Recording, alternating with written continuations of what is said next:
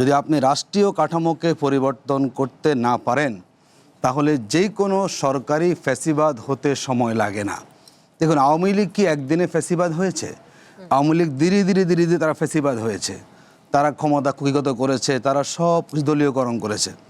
এখন যে উনি আমরা যে বলেছি এই কথাটা জামায়াত ইসলামীর আমির কেন বলেছেন, যুক্তিটা কি?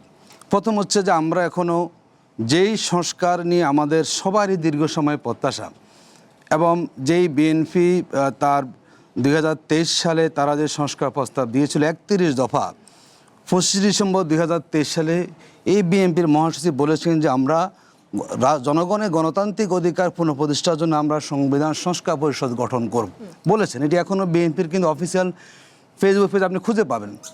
তারা যখন এখন বলেন যে না আমরা কখনো বলি না সংস্কারের কথা, আমরা সংশোধনের কথা বলেছি, এই যে আপনি একটা বলা কথা আপনি অস্বীকার করছেন, এখন ক্ষমতা আসার পরে আপনি সংস্কারকে ভুলে যাচ্ছেন, এটি এক ধরনের ফ্যাসিবাদের দিকে হাঁটা। দ্বিতীয়, আপনি খেয়াল করবেন যে এই সরকার আসার পরে যেই গণতন্ত্রের জন্য 17 বছর সবাই লড়াই করেছি আমরা, তারা কী করলে এসেই তারা তাদের যে নির্বাচনী ইশতেহার বলেন, তাদের যে সংস্কার প্রস্তাবনা বলেন, যে কখনো তারা যেগুলো জনগণের প্রতিনিধিত্ব করেন তারা সেখানে কখনো তারা দলীয় ব্যক্তি বসাবেন না। তো আমরা দেখলাম কি যে রিসেন্ট অনেকগুলো প্রতিষ্ঠানে বিভিন্ন দলের তাদের যে দলের যুবদল বিএনপির তারা বসেছেন তাদেরকে, আর লোকসান পাওয়া যায় না।